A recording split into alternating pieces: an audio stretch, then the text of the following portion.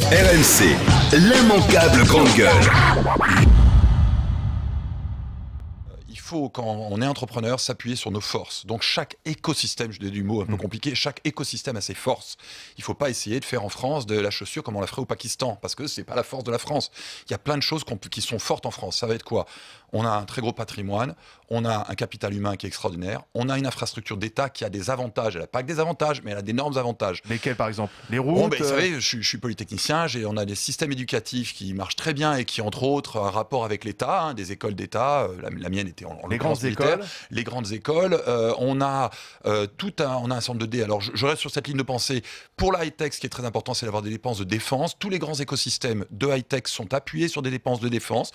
Qu'est-ce que je compte comme grand écosystème de high-tech? C'est la France est un grand écosystème de high-tech. Quand on va à Las Vegas, au CES au mois de janvier, tout le monde revient en disant « Ah, c'est étrange, on était la première nation à part les États-Unis, ça doit être une erreur. » Non, c'est pas une erreur.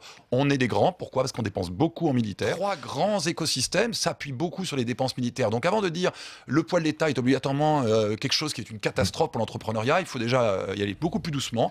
Pour nos formations, c'est fort. Pour l'écosystème high-tech, c'est fort. Et dans beaucoup d'autres domaines, je vais prendre quelque chose qui est dans l'actualité, l'agriculture. Quand les Chinois ont un problème avec le lait frelaté il y a quelques années, qu'est-ce qu'ils font? Ils viennent, ils envoient tous leurs experts à Paris en leur disant « Expliquez-nous les régulations françaises, parce que les régulations françaises, c'est une chose merveilleuse, on veut faire la même. » Et alors, dans la foulée, ils achètent des laiteries en France, dans un endroit où prétendument c'est très compliqué. Donc il faut, et mon livre donne plein d'autres d'exemples comme ça, cette structure a des inconvénients, et j'en parle, et moi j'en ai souffert, mais elle a aussi plein d'avantages, donc les gens doivent apprendre à les reconnaître. C'est qu'au lieu de croire qu'il y a une idée, une grosse levée de fonds, et puis vas-y, je déroule pendant 2 ans et demi, et puis finalement je ponds mon produit, et puis personne n'en veut, puis après je n'arrive pas à faire la deuxième levée de fonds, donc voilà l'histoire habituelle. En fait, on explique de manière moderne que l'entrepreneur, c'est quelqu'un qui est capable de rassembler, c'est quelqu'un capable de bricoler. Donc, il faut revenir à des choses relativement simples, y compris pour des gens sophistiqués comme dans nos grandes écoles. Et donc, on va employer des terminologies comme ce qu'on va appeler le lean, c'est-à-dire de dire, apprenez à être maigre. Qu'est-ce que vous savez faire? Sur la base de ce que vous savez faire, faites des protos, testez les protos, plutôt que de commencer à dire tout de suite, je veux faire une levée de fonds. Donc, commencez petit, finalement. Commencez petit. Et donc, la première partie de mon livre attaque, j'ai une phrase, encore une fois, un petit peu provocatrice, je dis les mythes toxiques du capital. Ce que j'appelle les mythes toxiques du capital, c'est pas le but.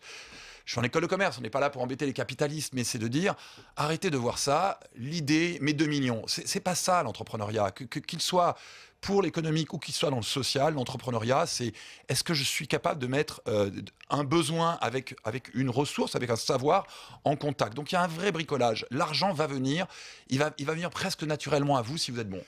On va prendre en otage la question de l'entrepreneuriat en disant, ah là là, tant qu'on n'aura pas moins d'impôts, tant qu'on n'aura pas enlevé tous les fonctionnaires, c'est très dur d'être un entrepreneur. Moi, je dis en tant que spécialiste, attention les gars, vous tirez une balle dans le pied. Je parle de manière un peu globale, volontairement, un peu à une certaine droite, et puis des fois aussi au MEDEF, de dire, si vous étiez une fédération de sport, le handball, et que vous passiez votre temps dans les ondes, en train de dire, ah ben non, en France, on ne peut pas faire de handball, les terrains sont tous défoncés. Mais qui jouerait au handball? C'est vrai. Or, si vous écoutez cette musique de droite, pas envie cette musique, on est beaucoup dans l'autoréalisation. Et c'est un des problèmes, c'est pour ça que ce livre met les pieds dans le plat.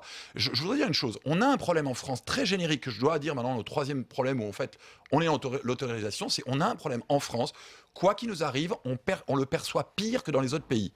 Je dirais que c'est quelque chose qui a été documenté, je vous trouverai la référence. Même dans la le livre. violence. Il y a une chose documentée, quand vous comparez les pays à facteur égal, en France, on va se sentir là, et là, pour ceux qui ne sont pas en studio, la main est sous la table, pour le même facteur, en France, dans d'autres pays, ils vont se retrouver au-dessus des impôts. Donc moi, sur les impôts, le message que j'ai sur les impôts, c'est, j'ai fait une levée de fonds, quand j'ai commencé ma carrière comme une levée de fonds aux États-Unis, en 90, donc c'est quand même... je sais pas, c'est 25 ans. On a commencé à vouloir faire une optimisation fiscale parce que j'avais fréquenté des gens qui avaient fait une école de commerce. La première chose que le banquier m'a fait, il m'a tapé sur les doigts. Il m'a dit, écoute, franchement, on s'en fout de savoir si tu vas être imposé à 20 ou à 30% quand on aura fait de l'argent. Tu dois te focaliser en tant qu'entrepreneur à, s'il te plaît, créer de la valeur. Où est-ce que tu recrutes les gars? Quel est votre produit? Donc 20 ou 30%, je m'en fous. J'ai appris ça il y a 25 ans, je continue à le dire dans ma salle de classe. Mais une fois que ça... RMC, l'immanquable grande gueule.